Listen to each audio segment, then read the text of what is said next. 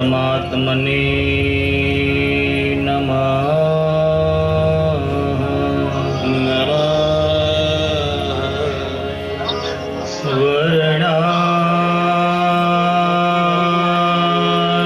वर्णानामर्थ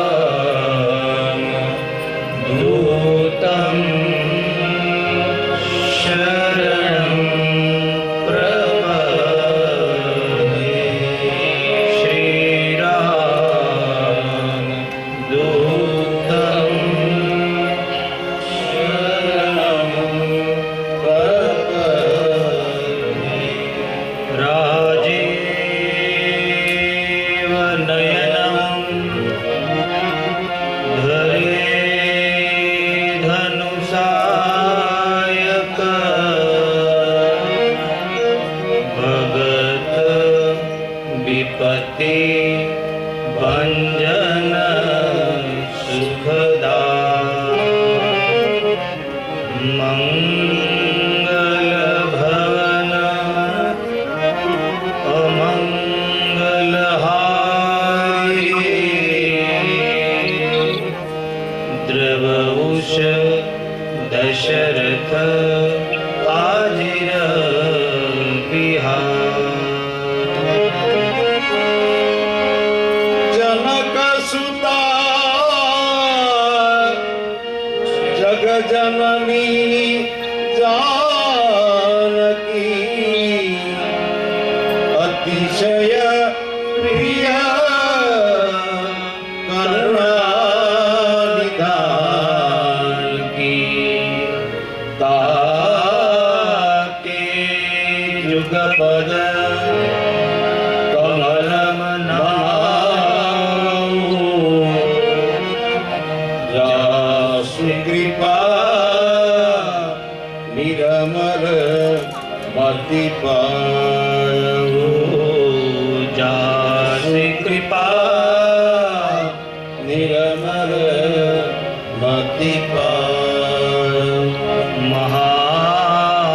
महावीर बीनवो हनुमाना राम जासु जस आप बखान कुंद इंदु समदेह कुमारमन करुणायन जाहि दीन परने करहु कृपा मर्दन मयन प्रणव पवन कुमार फलवन पावक ज्ञान धन जासु हृदय आधार बसहि राम चर्चा सिया राममय सब जग जानी करहु प्रणाम जोरी जुग पानी करहु प्रणाम जोरी जुग पानी श्री राम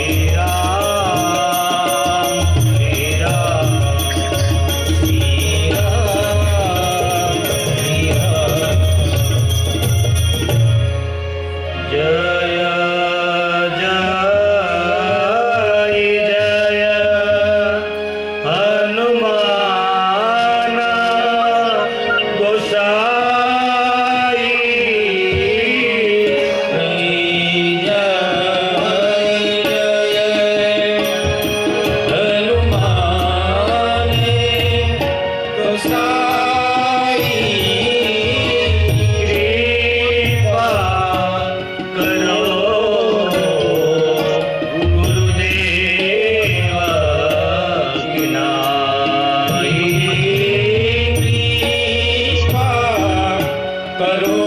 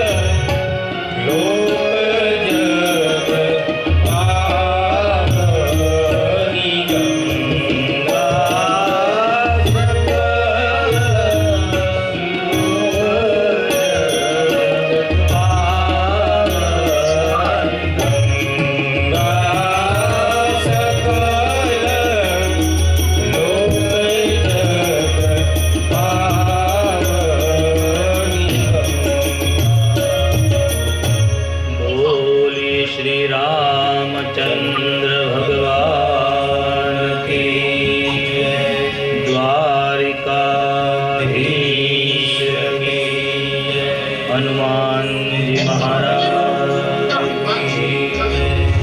गोस्वामी तुलसीदास महाराज की जय। आशापुरा मात की जय। बजरंगदास बाबा की जय। नमः पार्वती पते हर हर महादेव।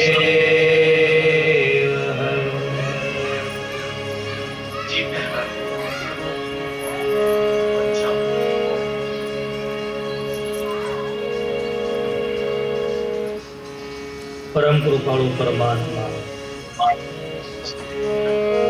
रामचंद्र भगवान की कृपा से और हनुमान जी महाराज की प्रेरणा से मां आशापुरा मां के आशीर्वचन से नवसारी शहर की पावन भूमि पर दिव्य और भव्य हंस गंगा सोसाइटी के अंदर श्री रामचरितमानस ज्ञान यज्ञ 9 दिवसीय कथा का आज का पंचम दिन की कथा श्रवण करने पधारे आप सभी को मेरा प्रणाम और मेरी व्यास दादी की तरफ से आप सबको मेरा जय सिया राम और जय द्वारकाधीश।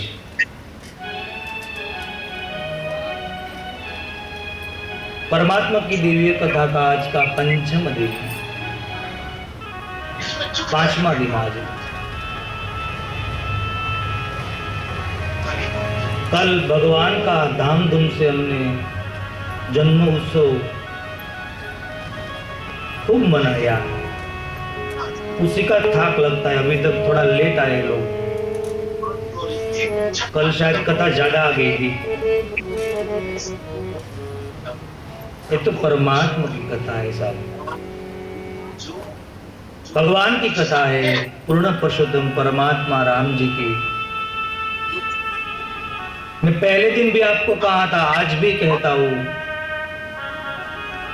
कि ये परमात्मा की ऐसी कथा है कि उसमें तृप्ति नहीं होती है, सुनते जाए सुनते जाए सुनते जाए। और परमात्मा को प्रार्थना करते हमको ऐसा काबिल भी बनाओ कि हम कथा सुन सके, क्योंकि हर व्यक्ति के भाग्य में कथा नहीं होती है। सब संत तो ऐसा कहते हैं कि बहुत जन्म का पुण्य जब हमारा एक साथ में हो जाता है तभी ऐसा कथा सुनने का अवसर मिलता है। ये भय नाशक कथा है, ये रोग नाशक कथा है। हमारा जीवन का एक नया रास्ता दे देती है कथा, जीवन जीने की कला देती है। ये राम कथा एक नया कला देती है। राम कथा सुनने से संत लोग तो ऐसा कहते हैं कि यमराज भी जो राम कथा सुनते हैं उसको यमराज लेने नहीं आते कभी, यमराज लेने नहीं आते कभी। एक कथा ऐसी है परमात्मा की। एक नास्तिक व्यक्ति था, बहुत नास्तिक, कथा से बहुत डर लगता था उसको। और जीवन में कभी कथा सुनने आया ही न हो, और कभी आए न तो कैसे आता है, चोर की तरह आता है धीरे धीरे। एक दिन वो कथा सुनने आया और उसके कथा में बैठा और उसकी मगज में कथा भी बैठ गई। भगवान का नाम सुना और भगवान का नाम का कीर्तन करते करते ये आदमी अपने घर की तरफ जा रहा था। रास्ते में कुछ गिर गया और वो व्यक्ति मर गया।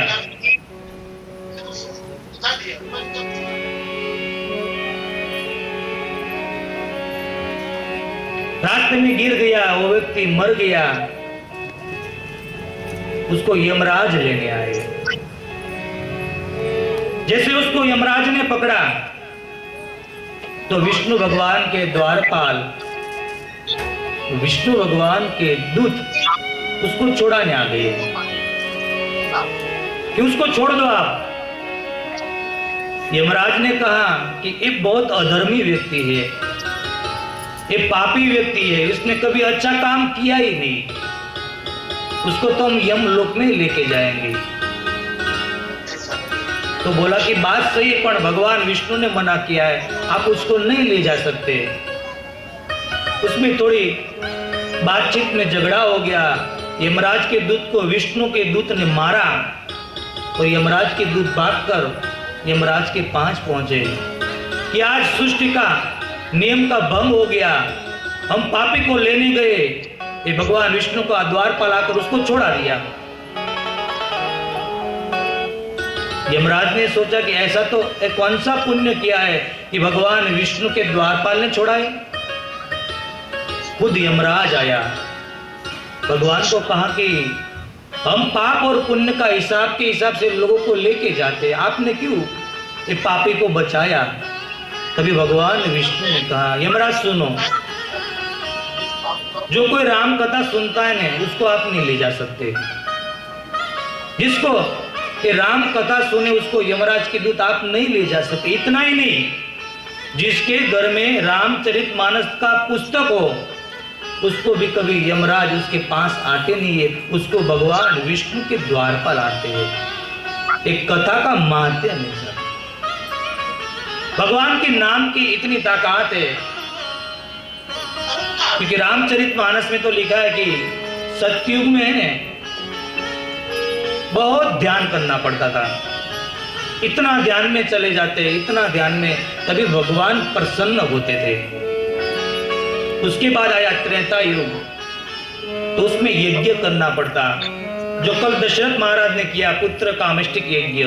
यज्ञ से ही भगवान मिलते थे।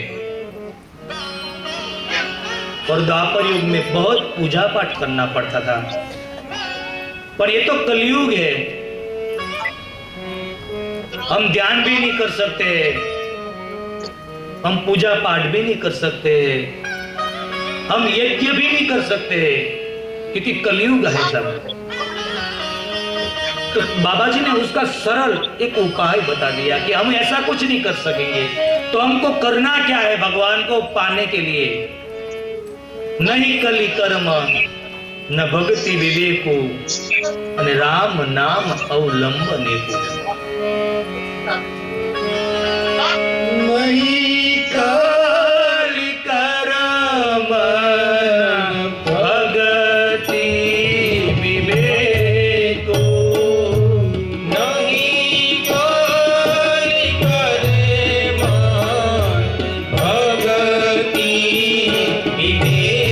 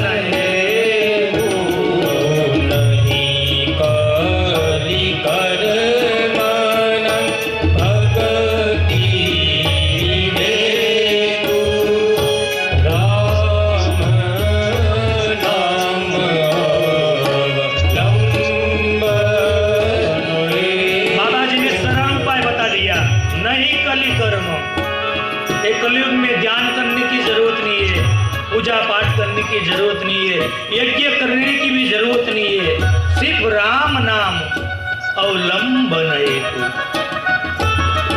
सिर्फ परमात्मा का नाम कि भगवान को प्रकट कर सकता है सब। राम नाम अवलंबन देखो। पर बाबा जी ने कहते कि सरल उपाय है, तो इस सरल उपाय हमको अच्छा नहीं लगता है, हम कठिन पकड़ते हैं, हम कठिन धर्म पकड़ने की जाता है।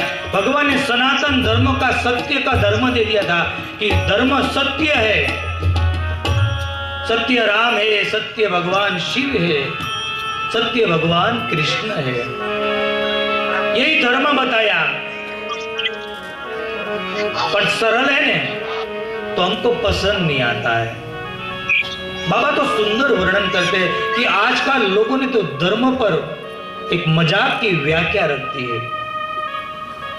कितने पंथ हो गए, बहुत इतने पंथ बढ़ गए। कोई कहते मैं इसको मानता हूं, कोई कहते मैं उसको मानता हूं। हमारा सनातन धर्म था, सत्य का धर्म था। बाबा ने धर्म की व्याख्या कर दी। आजकल लोग कहते हैं कि हमारा ये धर्म, हम उसको ही मानते हैं। कि सनातन धर्म हम भूल गए। परमात्मा को किसी ने पूछा बाबा धर्म क्या है, तो ऐसा नहीं कहा कि ये भगवान शिव का धर्म है, भगवान कृष्ण का धर्म है, ये नाम नहीं दिया। धर्मन दूसर सत्य समान, धर्मन दूसर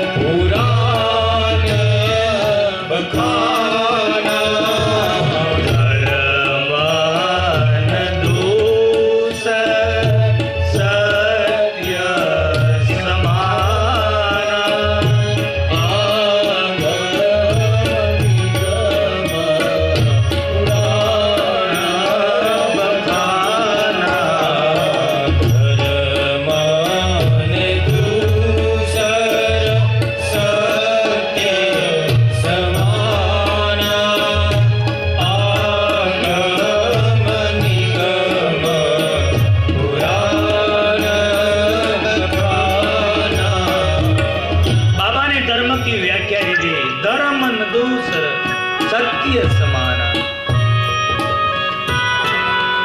धर्म की व्याख्या दे दी। बाबा तो नाराज हो जाते हैं कि कितना धर्म लोगों ने, जैसे कहते हैं कि बारिश होती है ना तो हरा हरा धरती हो जाती है पूरी हरी, जो पहले का रास्ता सही है ना वो दिखना बंद हो जाता है। बाद में लोग अपना नया रास्ता चालू कर देते हैं, यहाँ पे जाते हैं, यहाँ पे जाते हैं, सही रास्ता था वो लोग भूल जाते हैं। सत्य हमारा धर्म है। भागवत में भी कह दिया कि सत्यम परम धीमहि। व्यास जी ने वंदना की तो ऐसा नहीं कहा कि कृष्णम परम धीमहि, रामम परम धीमहि, शिवम परम धीमहि नहीं कहा, सत्यम परम धीमहि। व्यास जी ने लिख दिया कि मैं सत्य को वंदन करता हूं, हमें सत्य को वंदन करता हूं, यही हमारा सत्य धर्म है। ऐसे सत्य कौन है? तो हमारे परमात्मा पूर्ण पुरुषोत्तम अयोध्यावासी राम सत्य है। ऐसे परमात्मा का कल हमने धाम-धूम से जन्म दिवस की बधाई ली। कल तो ऐसा लग रहा था कि अयोध्या यहां ही बन गई, क्योंकि इतना नाचे, इतना गाए। ये दो प्रसंग रामचरितमानस में ऐसे है, भगवान का विवाह और भगवान का जन्म।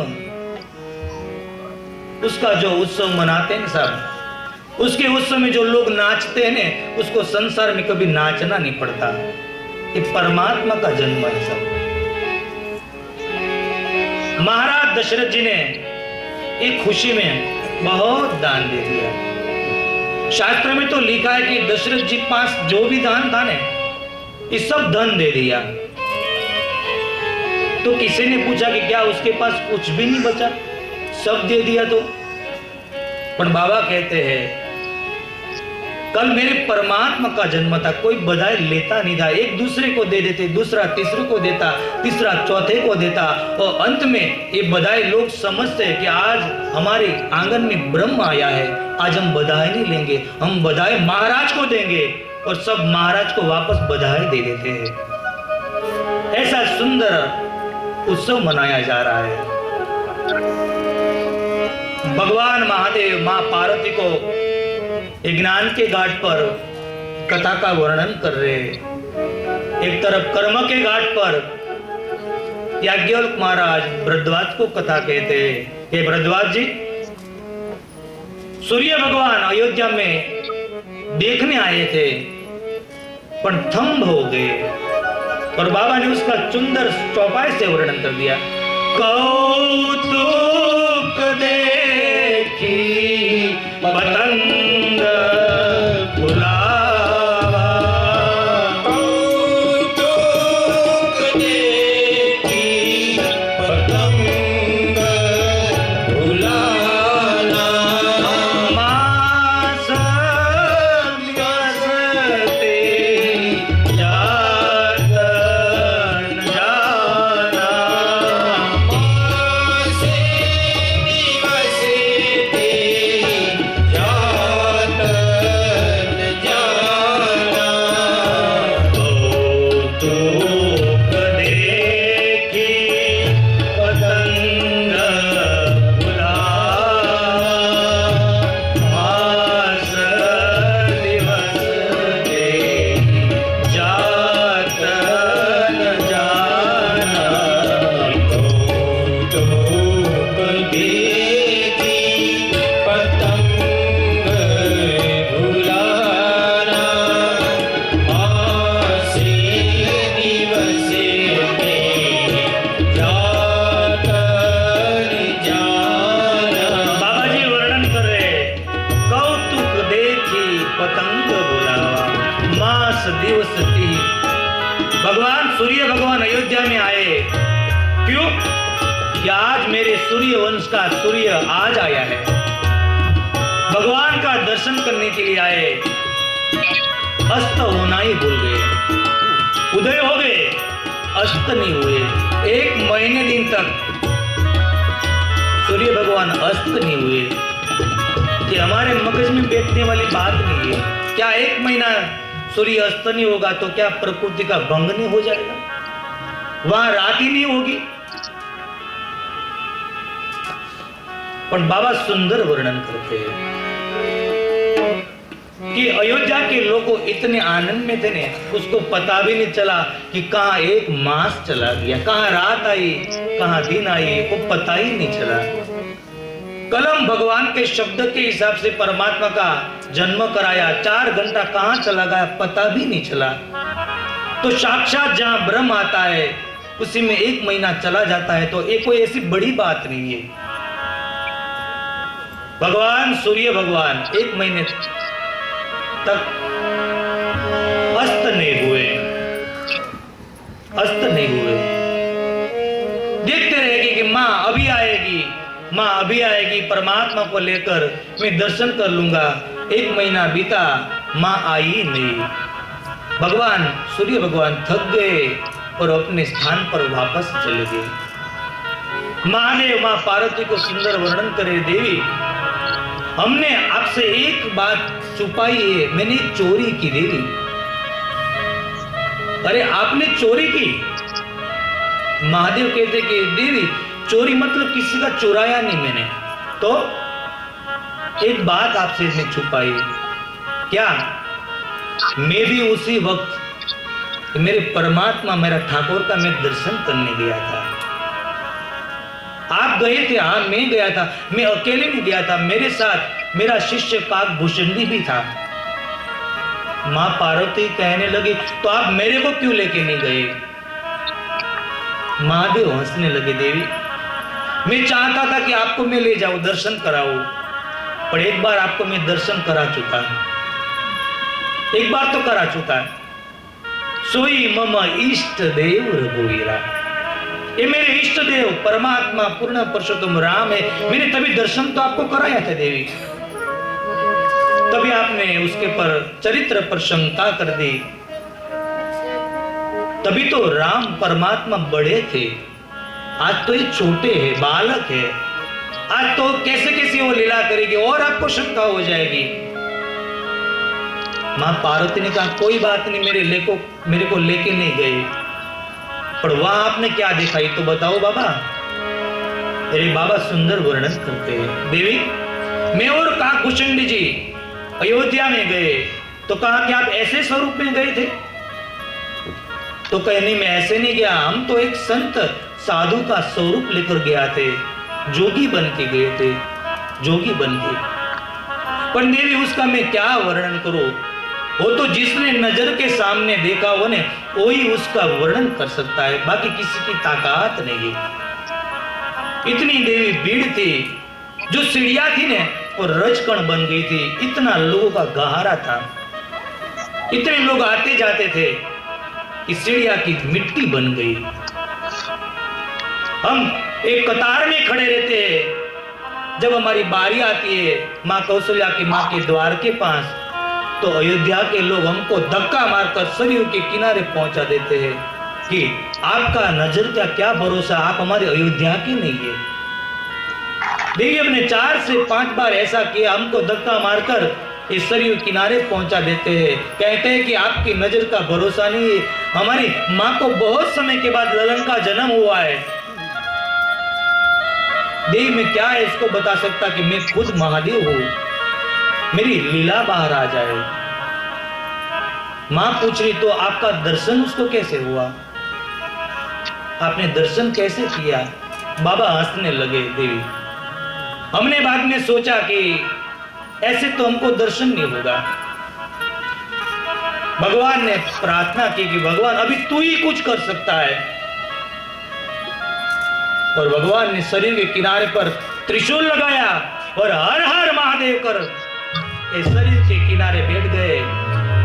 और ऐसा देव ने नाटक किया, मैं ज्योतिष आचार्य बन गया, मेरा नाम हुआ शंकर शर्मा ज्योतिष कार्यालय, शंकर शर्मा ज्योतिष कार्यालय, और फ्री में सेवा दी जाएगी, देखने का कोई पैसा नहीं लेगा। और संत लोग तो कहते हैं जहां पैसा नहीं लेते ना, फ्री होता है, वहां तो लोग फिनाई भी पी लेते हैं, फ्री मिलता है।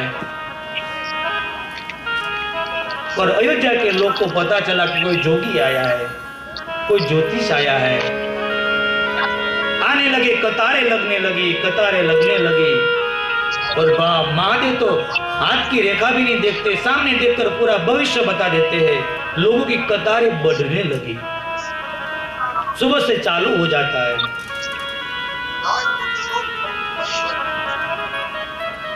सुबह से चालू हो जाता है। महादेव उस सबका ज्योतिष करते हैं, पर परमात्मा की प्रार्थना की बाबा कि प्रभु अभी आप ही कुछ करो। और प्रभु ने लीला की। प्रभु रोने लगे। इतना प्रभु रो रहे, इतना, क्योंकि प्रभु ने सोचा मैं और कोई नहीं कर सकता, क्योंकि मैं छोटा हूँ, छोटा बालक और क्या कर सकता है। बहुत रोने लगे। इतना रोते हैं, इतना रोते हैं, छुट्टी नहीं होते हैं। और महात्मा कहते हैं कि सच्चे दिल से रोता है तो शायद बंद भी हो जाता है, पर परमात्मा झूठे रो रहे हैं। झूठा बालक कभी चुप नहीं होता, जितना मनाओ उतना ज्यादा रोता है। बहुत रोए, बहुत रोए।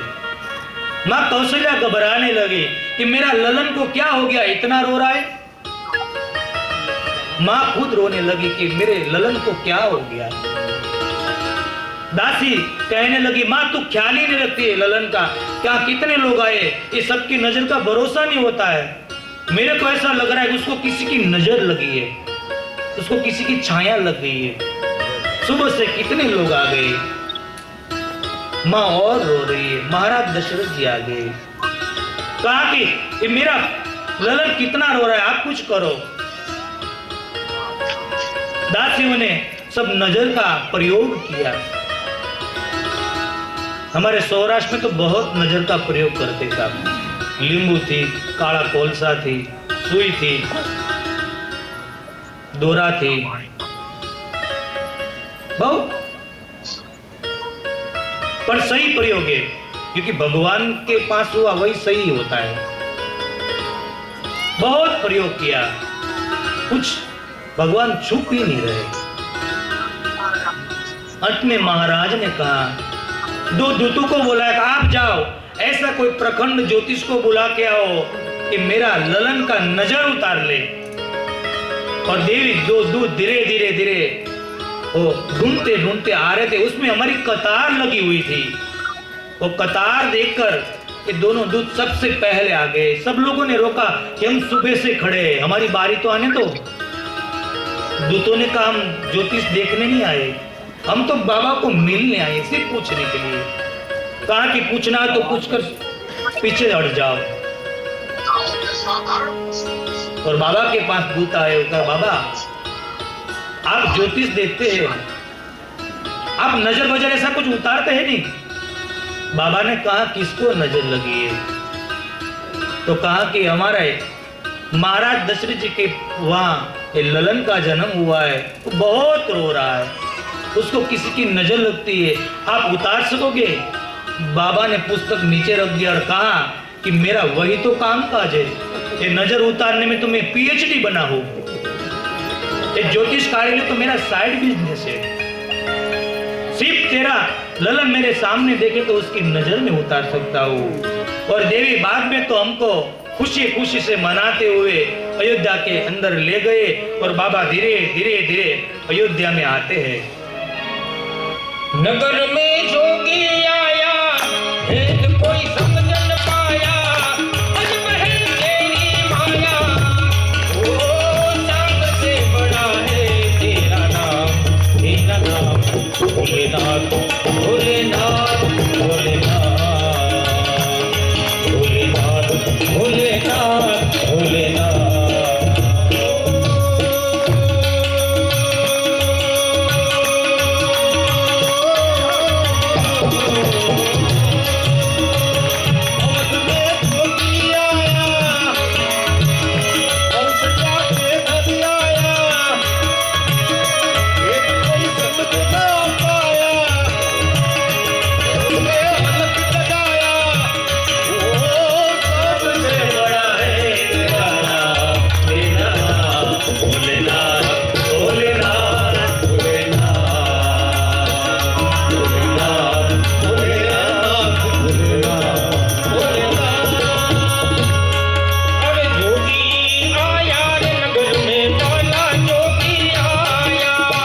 जोगी